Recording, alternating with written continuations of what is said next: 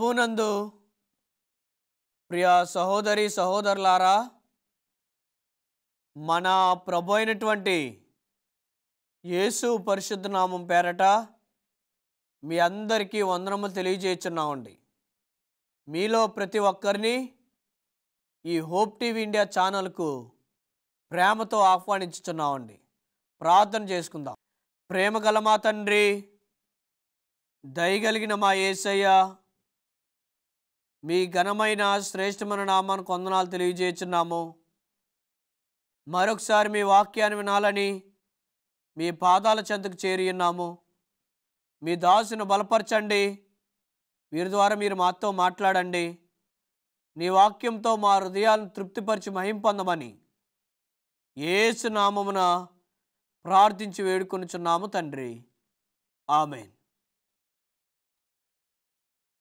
ఈరోజు మన యొక్క అంశము పరమ తండ్రితో సంభాషణ అనే రెండవ భాగాన్ని నేర్చుకొనబోతున్నాం. మన ధ్యానము నిమిత్తమై యోహాను సువార్త 14వ అధ్యాయము 13వ వచనం, మీరు ఏమి అడిగినను నా నామము పేరట మీరు అడిగితే మీరు అడిగినవన్నీ మీరు పొందుకుందురు. చూడండి, ధూపవేదిక గురించి మనం నేర్చుకుంటున్నాము గత వారం నుంచి. ధూపవేదిక అనగా ప్రార్థన చేయాలి. అయితే ఎవరి నామమున ప్రార్థన చేయాలి అనగా యేసు ప్రభువారు చెప్తున్నారు, నా నామమున మీరు ఏమి అడిగినను వాటిని మీరు పొందుకుందురు. నా నామము పేరట, నా నామములో మీరు ఏమైతే అడుగుతారో వాటిని మీరు పొందుకుందురని వాక్యములో మనకి రాయబడింది. ఈ ధూపవేదికను రోమన్ కేథలిక్ సంఘం ఎలా పాడు చేసిందో చూడండి. యేసు ప్రభువారు ఏమన్నారండి? ప్రార్థన ఎవరి పేరట చేయమన్నారు? నా నామమున మీరు ఏమి అంటే యేసు నామమున మనం ప్రార్థన చేయాలి. ఇన్ జీసస్ నేమ్, యేసు నామములో మనం ప్రార్థించాలి. యేసు నామమును గనక మనం ప్రార్థించకపోతే మనము అడిగేవేవి కూడా మనం పొందుకోము. ఈ ప్రార్థన రోమన్ కేథలిక్ సంఘం ఎవరికి ప్రార్థన చేయమందంటే తల్లి అయిన మరియకు ప్రార్థన చేయమని చెప్పింది. పునీత మరియమ్మ అని అంటారు. అనగా మీరు ప్రార్థన మరియమ్మకి చేయాలి. మరియమ్మకి కనుక మీరు ప్రార్థిస్తే మీరు పొందుకుంటారని. అంటే యేసు నామానికి ఉన్నటువంటి గౌరవాన్ని రోమన్ కేథలిక్ సంఘం పాడు చేసింది. యేసు నామానికి ఉన్నటువంటి ఆ గొప్ప భాగ్యము ఈ సంఘం పాడు చేసింది. శిష్యులందరికీ పరిశుద్ధ పదవులు ఇచ్చింది. Saint Paul, saint Peter, saint John. చూసారా? వీటికి సెయింట్ అంటే పరిశుద్ధ పౌలు. పరిశుద్ధత అనే పదవి దేవుడు ఇవ్వలేదు వారికి. అర్థమవుతుందండి? దేవుడు పౌలు అన్నాడు కానీ సెయింట్ పౌలు అనలేదు. ఈ పదవి ఎవరిచ్చారు మరి వీళ్ళకి? మనము పరిశుద్ధులమైతే మనము నీతిమంతులమైతే యేసు ప్రభువారు ఈ లోకంలోనికి ఎందుకు వచ్చారు? మనమే పరిశుద్ధులమైతే, పౌలే పరిశుద్ధుడైతే, పేతురే పరిశుద్ధుడైతే, యోహానే పరిశుద్ధుడైతే వారే మన కొరకు చనిపోవచ్చు కదా. వారు ఎందుకు చనిపోలేదు? సాధారణమైన శిష్యులను సంఘం పరిశుద్ధులుగా ఎంచింది. Jesus is the one and only the holy God, no one else. Yesu ప్రభువారు ఒక్కరే పరిశుద్ధమైన దేవుడు. ఆయన ఒక్కడే పరిశుద్ధుడు ఈ లోకంలో. మిగతా శిష్యులైనా, మరియమైనా, యోసేపైనా, ఇంకొకరు ఎవ్వరైనా వారందరూ యేసు ప్రభువారి కంటే తక్కువ. ఈ దినాల్లో మనం ఏం చేస్తున్నాము? ఆ రోమన్ కేథలిక్ సంఘం ఇచ్చిన దాన్ని మనం ఫాలో అవుతూ సెయింట్ పాల్ చర్చ్ అని పెట్టుకుంటున్నాం, సెయింట్ జాన్ చర్చ్ అని పెట్టుకుంటున్నాం. ఇలాగా ఎన్నో అబద్ధాలు సంఘం మీదకి పొరిపింది. ఏళ్ళ నామాలు మీరు ప్రార్థన చేయండి. పునీత మరియమ్మ రక్షించు, పునీత పౌలా రక్షించు. ఇలాగా ఆ శిష్యులను వేడుకొనమని సంఘం ప్రోత్సహిస్తుంది. శిష్యులను మనం వేడుకోవాలా? దేవుణ్ణి మనం వేడుకోవాలా?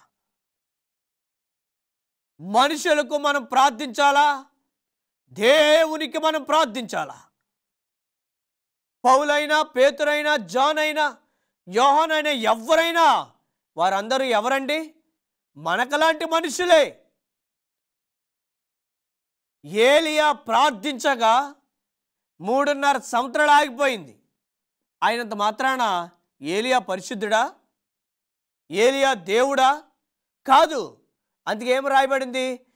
ఏలియా మనలాంటి స్వభావము గలవాడే. అంటే ఏలియా మనకలాంటి వాడే, ఏలియా మనలాంటి స్వభావము కలిగిన వాడే. ఏలియా ఏమి ప్రత్యేకమైన వాడు కాదు, ఏలియా ఏమి వేరే వ్యక్తి కాదు. ఆయనకి ఏదో ఆత్మలో, శక్తిలో ఏమో లేవు. ఆయన మనకలాంటి స్వభావము కలిగిన వాడే.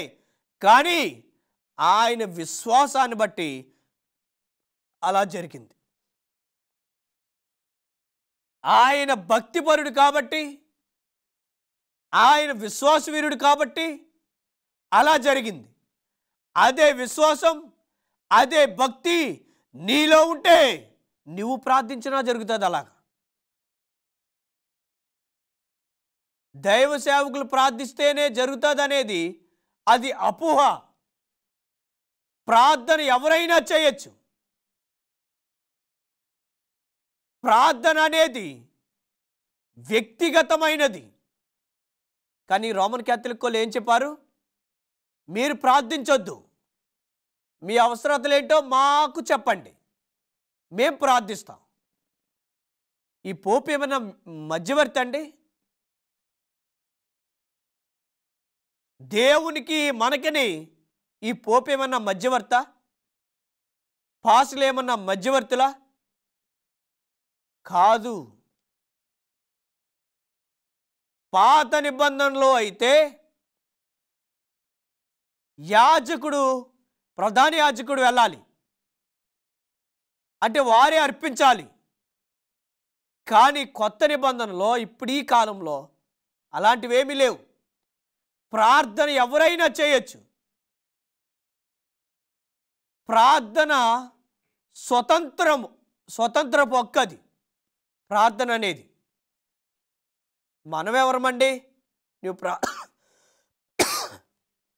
నువ్వు ప్రార్థన చెయ్యి, నువ్వు ప్రార్థన చేయొద్దు అని చెప్పడానికి? మనలో ఏమీ లేదు. ప్రార్థన అనేది ఎవరైనా చేయొచ్చు.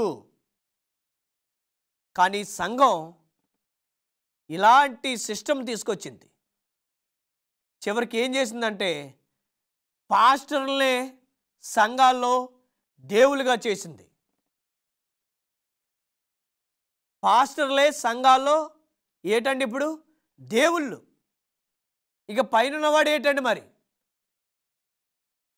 యేసు ప్రభువారు ఏటి మరి? ఈ పాస్టర్లే దేవుళ్ళు అయితే పైన ఉన్నవారు ఏటండి? ఇంటికాడ మన పరలోకమందున్న తండ్రి మనల్ని చూస్తున్నాడు. ఆయనకు భయపడం కానీ పాస్టర్ గారు వస్తే వణికేస్తాం, భయపడిపోతాం. పాస్టర్ గారు ఎక్కువ, పరలోకమందున్న తండ్రి ఎక్కువ మనకి. అంటే నీ కళ్ళ ముందు కనిపించే పాస్టర్ గారికి ఇచ్చే గౌరవాన్ని, నిన్ను సృష్టించి నిన్ను పోషించి నిన్ను ఆదరించి నిన్ను నడిపించే పరలోకమందున్న తండ్రికి మనం భయపడట్లేదు. We have to fear to God. మనము దేవునికి భయపడాలి, ఆయనకే మనం ప్రార్థన చేయాలి. ఈ సంఘం ఏం చేసిందంటే మనుషులకి మీరు ప్రార్థించండి, మనుషుల పేరు చెప్పి మీరు ప్రార్థన చేయండి, మనుషులకు మీరు ప్రార్థించండి అని మనుషులకు సెయింట్ అనే పదవినిచ్చింది, పరిశుద్ధత అనే పదవినిచ్చింది. ఇదే పదవిని పట్టుకుని మన మందిరాల మీద రాసుకుంటున్నాం పేర్లు. ఇది సెయింట్ పాల్ చర్చ్, ఇది సెయింట్ జాన్ చర్చ్, ఇలా మనం చెప్తున్నాం. ఎవ్వరూ పరిశుద్ధులు కాదు. Everyone is equal. అందరూ సమానమే. అందుకే వాక్యంలో రాయబడింది కదా, భేదమేమీ లేదు. అందరూ పాపము చేసి దేవుడు అనుగ్రహించు మహిమను పొందలేకపోతున్నారు. భేదమేమీ లేదు. గ్రీసు దేశస్థుడని, యూదుడని, వేరే వాడని భేదమేమీ లేదు. మనం అందరం ఏం చేశామంటే పాపము చేశాము. మనం అందరము పాపులమే. మనలో ఎవరు పరిశుద్ధుడు అనేవాడే లేడు. మనమందరము పాపులమై ఉన్నాము. పాపులమైన మనలను ఆయన ప్రేమించి మనకి సదవకాశాన్ని ఇచ్చారు. ఆయన నామంలో ప్రార్థన చేయాలి తప్ప మరియమ్మ నామాన్న, పేతురు నామాన్న, పౌలు నామాన్న, యోహాను నామాన్న మనం ప్రార్థన చేయకూడదు. అలా ప్రార్థిస్తే ఏం జరుగుతుందో తెలుసండి? అలా గనక మనం ప్రార్థిస్తే ఏం జరుగుతుందంటే యోహాను సువార్త 16వ అధ్యాయము 23వ వచనంలో, మీరు ఏం అడిగినను నా నామమున మీరు అడిగితే పరలోకమందున్న తండ్రి బహుగా మహిమపరచబడతాడు. యేసు నామమున మనం ప్రార్థిస్తే అడిగినవి మనం పొందుకుంటాము. దానిని బట్టి పరలోకమందున్న తండ్రి గణపరచబడతాడు. ఆయన నామాన్ని గనక మనం ప్రార్థించకపోతే పరలోకమందున్న తండ్రి గణపరచబడడు. పరలోకమందున్న తండ్రి గణపరచబడాలంటే మనము యేసు నామమున ప్రార్థన చేయాలి. ప్రార్థన అంటే తండ్రితో మాట్లాడుట. మనుషులతో కాదు మనం మాట్లాడేది, మనుషులతో కాదు మనం వ్యాజ్యమాడేది, మనుషులతో కాదు మనం సమయాన్ని గడిపేది. మనము దేవునితో గడుపుతున్నాము, దేవునిలో గడుపుతున్నాము. మన విన్నపాలను, మన అక్రతలను, మన అవసరతలను అన్నింటినీ మనం తండ్రికి తెలియజేస్తున్నాము. కాబట్టి పరలోకమందున్న తండ్రికి మనం ప్రార్థన చేసినప్పుడు జాగ్రత్తగా మనం ప్రార్థన చేయాలి.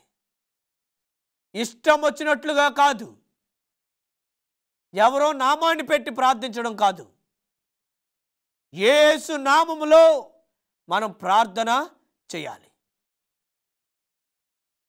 ఈ రీతిగా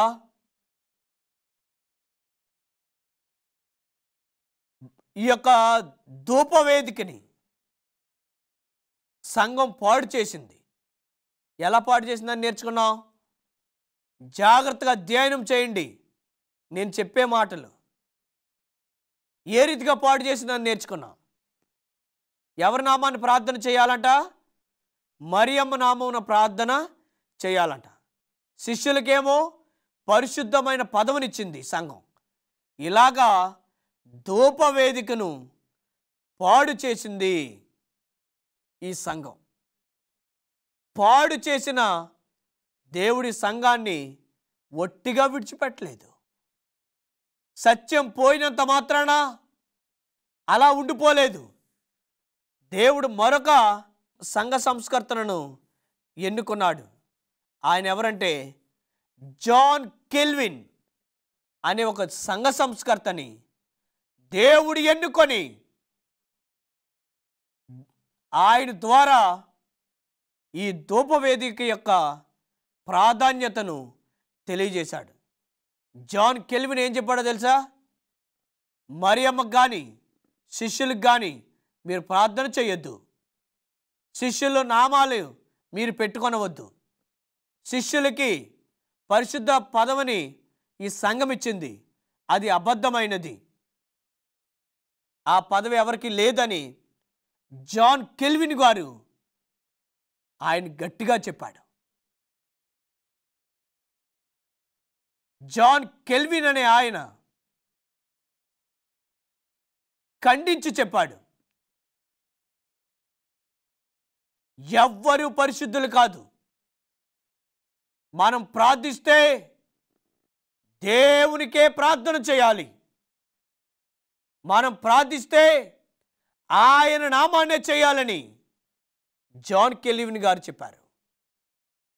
ప్రియతోటి విశ్వాసులారా, మీరు మీ జీవితాన్ని ఎలా గడుపుతున్నారు? ఇంకా మీరు ఇలాంటి బోధల్లో ఉన్నారా? రోమన్ క్యాథలిక్ సంఘం చెప్పేటువంటి ఈ అబద్ధమైన బోధల్లో మీరు జీవించుతున్నారా? మీరు రక్షింపబడినట్టే కాదు. బైబిల్ ప్రకారంగా మీరింకా రక్షణే పొందలేదు. మీరు రక్షింపబడినట్టే కాదు. మీ రక్షణ అనేది పూర్తిగా రక్షించబడాలంటే, పూర్తిగా మీరు విడుదల పొందాలంటే మీరు చేయవలసిన పని యేసు నామమున ప్రార్థన చేయాలి. అప్పుడే మీరు పూర్తిగా రక్షింపబడినట్టు. లేని ఎడల మీరు రక్షింపబడలేనట్టే. శ్రీమతి ఎలన్ జి వైట్ అమ్మ గారు ప్రార్థన గురించి ఏం చెప్పిందంటే, ప్రార్థన అనేది మనిషికి ఊపిరి లాంటిది అని చెప్పింది. శ్రీమతి ఎలన్ జి వైట్ అమ్మ గారు ప్రార్థన అనేది మనిషికి ఊపిరి లాంటిది. ఎప్పుడైతే మనిషిలో నుంచి ఊపిరి వెళ్ళిపోతుందో మనిషి ఏమైపోతాడండి? చనిపోతాడు, శవం అయిపోతాడు. అనగా ఊపిరి ఉన్నంత కాలమే మనిషి ఉనికిలో ఉంటాడు. ఊపిరే గనక పోతే మనిషి ఉనికిలో ఉండడు. ప్రార్థన కూడా ఊపిరి లాంటిది. నీలో ప్రార్థన ఉంటే, ప్రార్థనా శక్తిని నీవు కలిగి జీవిస్తే నీవు ఊపిరి ఉన్న మనిషితో సమానం. ప్రార్థన నీలో లేకపోతే ఊపిరి లేని మనిషితో నీవు సమానం. మనము ఎప్పుడు ప్రార్థన చేస్తున్నామో అప్పుడే నీలో ఊపిరినట్టు నీవు ఉనికిలో ఉన్న మనిషితో సమానం. నీవు జీవించుతున్నావు కానీ ప్రార్థన లేదనుకోండి, నీవు చనిపోయిన శవంతో సమానం. జీవించుచున్నామన్న పేరు ఉన్నది కానీ మనము మృతులమే. ఎందుకంటే మనలో ఒక వాక్యం లేదు, ఒక ప్రార్థన లేదు, ఒక వ్యక్తిగత సాక్ష్యం లేదు, సరైన బాప్తిసం లేదు, యేసు ప్రభువారిని ఏమో అంగీకరించట్లేదు. ఇవన్నీ చేయకుండా మీ క్రైస్తవులు అని చెప్పుకుంటే ఇది ఎలా సాధ్యమండి? రోమన్ క్యాథలిక్ సంఘం ఇప్పటికి చేస్తుంది ఈ పనులు. యేసు ప్రభువారిని నమ్ముతున్నామని చెప్తున్నారు, ఆయనే మా దేవుడు అని చెప్తున్నారు. యేసుని నమ్మట్లేదు, ముచ్చుడ బాప్తిసం తీసుకోవట్లేదు, వాక్యం చదవట్లేదు, వ్యక్తిగత క్రియలు బాగోట్లేదు, వారు ప్రార్థనేమో యేసుకు చేయట్లేదు. ఇవన్నీ చేయకుండా వారు దేవుణ్ణి నమ్ముతున్నామంటే మనం ఎలా నమ్మాలండి? అబద్ధంగా అంటే పైకేమో దేవుని ధరించుకున్నది, లోనేమో సాతాను బుద్ధులు కలిగి ఉంది సంఘం. పైకేమో దేవుని నమ్ముకుంటున్నాం అని చెబుతుంది, లోనేమో తోడేళ్ళు లాంటి హృదయాన్ని కలిగి ఉంది సంఘం. ఇలా మీరు ఉన్నారా? మీరు నివసిస్తున్నారా? అయితే మీరు ఈ రోమన్ క్యాథలిక్ సంఘంతో సమానం. మీరు రక్షణ పొందలేనట్టే. పేరుకి నేను రక్షణ పొందామనుకుంటున్నాము, కానీ రక్షణ పొందలేదు. ప్రార్థన లేకుండా అబద్ధమైన బోధలకు మనం చెవి ఇచ్చి, మనమేమో ఈ శిష్యుల్ని అందరినేమో పరిశుద్ధులమని ఎంచి, మరియమ్మనేమో ఘనంగా పూజిస్తే ఎలా సాధ్యమండి? ఇది ఎలా సాధ్యమవుతుంది? ఇది ఒక మనిషి రక్షణ అంటే బాప్తిసం ఒక్కటే కాదు, ప్రారంభం నుంచి నేను చెప్పుకొస్తున్నాను. బాప్తిసము తీసుకుంటేనే రక్షణ పొందినట్లు కాదు. ఇప్పటి వరకు చెప్పిన ప్రతీదీ ఉండాలి మనిషిలో. యేసు ప్రభువారిని బలిపశువని అంగీకరించాలి, బాప్తిసం ముంచుట తీసుకోవాలి, వాక్యాన్ని కలిగి ఉండాలి, వ్యక్తిగత క్రియలు ఉండాలి, ప్రార్థన చేయాలి. చాలామంది ఏం చేస్తున్నారంటే సముఖపు రొట్టెల బల్ల దాకా వచ్చి ఆగిపోతున్నారు. అంటే వ్యక్తిగతంగా కానీ ప్రార్థన కానీ ఉండట్లేదు జీవితాల్లో, ఇంకా రక్షింపబడలేనట్టే. కొంతమంది బలిపీఠం వరకు వచ్చి ఆగిపోతున్నారు, అతడు రక్షింపబడలేనట్టే. మరి కొంతమంది గంగాలం దాకా వచ్చి ఆగిపోతున్నారు, ఇంకా రక్షింపబడలేనట్టే. మరి కొంతమంది దీప వృక్షం దాకా వచ్చి ఆగిపోతున్నారు, అతడు రక్షింపబడలేనట్టే. మరి కొంతమంది ధూప వేదిక వరకు వచ్చి ఆగిపోతున్నారు, అతడు రక్షింపబడలేనట్టే. ఒక మనిషి పూర్తిగా రక్షించబడాలంటే బలిపీఠం దాటాలి, గంగాలం దాటాలి, రొట్టెల బల్ల దాటాలి, దీపవృక్షాన్ని దాటాలి, ధూప వేదికను దాటాలి, మందసం దగ్గరికి వెళ్ళాలి. అక్కడికి వెళ్తేనే మనిషి రక్షింపబడినట్టు. ఈ వాక్యాన్ని బట్టి మీరు ఆలోచించండి, నేను రక్షించబడ్డానా లేదా? నేను రక్షించబడి యేసులో ఉన్నానా లేదా సాతాను బోధల్లో ఉన్నానా అనే విషయాన్ని నేర్చుకోండి. ఈ వారంతో మనం పరిశుద్ధ స్థలంలో ఉన్న పరికరాల గురించి మనం ముగించుకున్నాం. వచ్చే వారము మందసం గురించి, దాని ప్రాముఖ్యత గురించి మనం నేర్చుకుందాం. దేవుడి మాటలు దీవించును గాక. ఆమేన్. ప్రేమ గల మా తండ్రి, దయగలిగిన మా యేసయ్య, మీ ఘనమైన నామానికి వందనాలు తెలియజేస్తున్నాము. ఇంతవరకు ధూపవేదిక గురించి మేము నేర్చుకున్నాము, దాని పతనాన్ని చూసాము, తిరిగి నిర్మించబడటం చూసాము. కనుక ప్రభువా, విన్న వాక్యాన్ని నీరు కట్టి ఫలింపు దయచేయండి.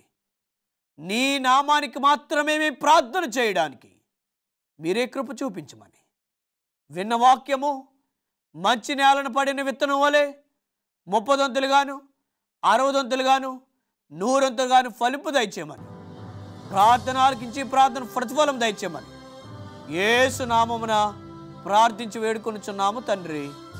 ఆమేన్.